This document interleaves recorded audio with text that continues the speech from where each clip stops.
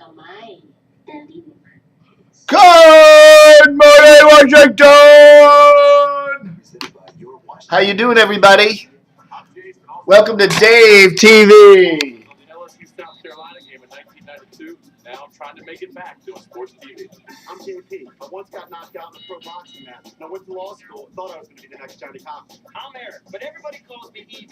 Tennis was my game. Then I got a master's in education. A lot of good that did me. I'm John, otherwise known as Cakes. Tennis used to be my racket back in high school. Then I moved on to selling pickle me elbows.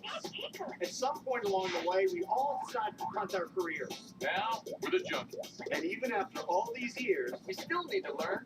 table manners.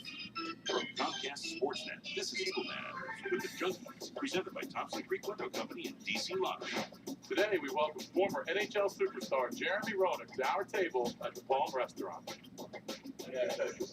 You talked about you were doing some interview I think in San Jose after your retirement. You talked about when you came in the league, you were intimidated. You were 18.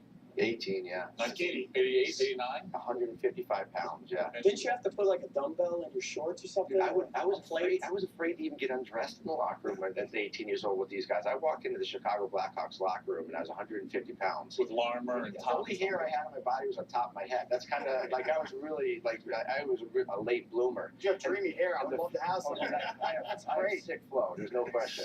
Sick flow. But and the first person I run into when I go in is Al Secord, and Al Secord's got a Hey! Okay. That's the Junkies and Table Manners. The brand new show for them on Comcast SportsNet. I like it. I think it's a nice little interview show. I think it's really cool. I'm waiting for them to invite me to come on. Can we all just wear T-shirts and camo pants, guys?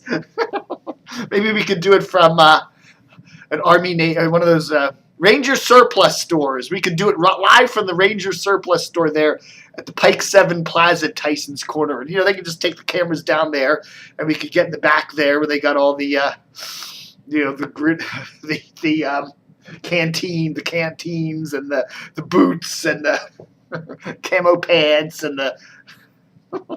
We could all meet back there and we could all dress in our Army gear and they could interview Dave.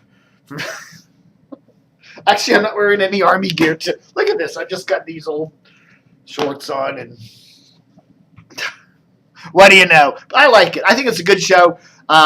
It's nice to see, I always have a hard time. It's weird with the Junkies. Most radio shows, I can immediately link the voices with what they look like and who they are. I can do that on, all these other shows. No problem. But the Junkies, for some reason, there's some impediment in my head that I still have trouble linking, like, the voice to the face. And who they are. A lot of times, other than Lurch, his voice is instant. I know who he is. The other guys, I'm like, wait a minute, now who said that? EB or Cakes or who said that? It doesn't quite click in my head. I don't know, But anyhow, I like it. I think what they need to do now is get it national. They need, that's on Comcast SportsNet in the Washington area. Maybe Comcast SportsNet. I don't know. Comcast SportsNet probably wouldn't put that on their other networks around the country because no one knows who the hell the Junkies are. But it would be nice to get them maybe, somehow they could get some kind of a national play on that. I think it's very cool, and I think it's a nice idea. I think it's really cool. Maybe Tony Kornheiser could do the same thing. Get a nice restaurant, kick back, and do a nice interview.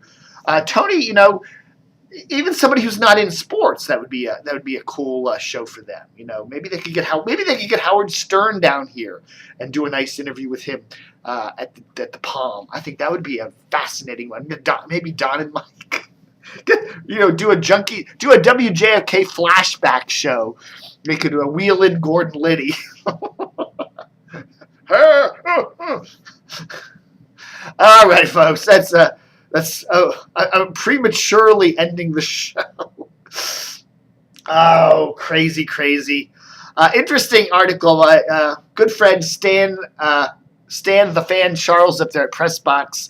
Tips me off to a really interesting story in Pressbox, and I've got it linked on the website for from yesterday. So go to dcrtv.com and look down there. Really interesting article about how Channel 13 there in Baltimore kind of missed the boat. Channel 13 is a CBS-owned station, and they ran the Super Bowl. And then after the Super Bowl, they had to go to this new show called Elementary with Johnny Lee Miller. You remember Johnny Lee Miller from Train Spotting, one of my favorite movies of all time? Well, he plays this kind of Sherlock Holmesian detective thing. It looks like actually not a bad little show. But they had to run that show for an hour. Now, the game dragged on later because of the power outage for 30 minutes or whatever. So here's the Ravens win, cut to the show. Meanwhile, all the other Baltimore stations, 211 and 45, are all doing the post-game hoopla, and poor old Channel 13 can't do it for an hour until the show ends, and then they can come out with their late news. So in a weird way, even though Channel 13 had this huge advantage of showing the game, they couldn't compete with the other local stations immediately afterward because they had to run the CBS programming. Interesting. Little article there. Check it out at PressBox.com. PressBoxOnline.com is their website. So there.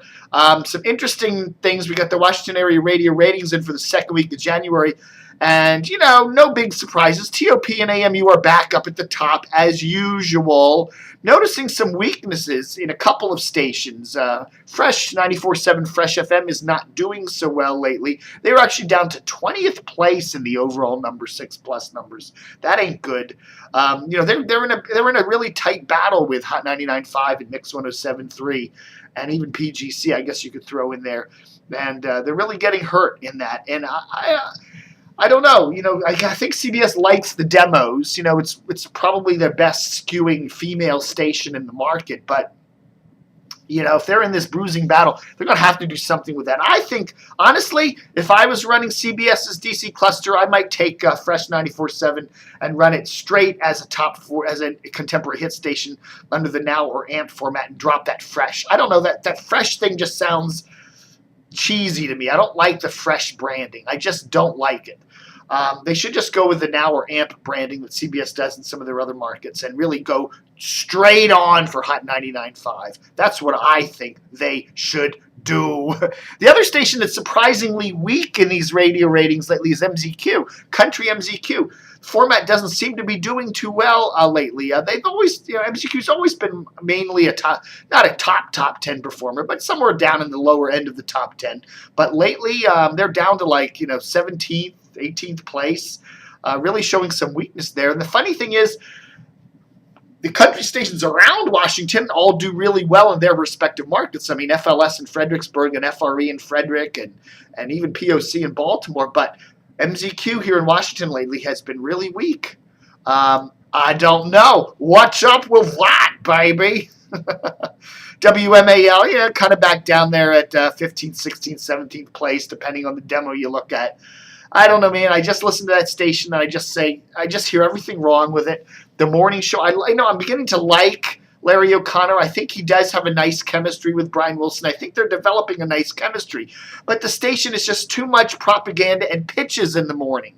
I mean, they'll talk about a topic and they just bring on someone to talk about the right side of the view. Nobody to defend the left thing. They're making slams against Obamacare, which is fine. I have no problem with that. But bring someone on from the left and have them defend Obamacare. Don't just trash it. Mix it up. Bring both sides in. It's too much propaganda and just nonstop pitches, products. I mean, Larry and Brian, that's all they do other than is just sell things. I mean, they're cheap. I don't know. They just come off as cheap whores, man. You just overkill. The station, Cumulus. Bad radio. That's what Cumulus does. Bad radio. They don't know how to do big city stations. They're crap. Don't get me started. And there was something else I wanted to talk about. But golly gee, Hoosafats, I can't remember what it was. Still love that. Love what Wash is doing on the weekends with those 70s, 80s oldies. As I said, I heard the B-52s twice last weekend, and that's cool. Wonder what's up with that. Watch for their ratings to start to go. All right, folks. Thanks for watching Dave TV for the 6th of February, 2013. Book 'em, Dano.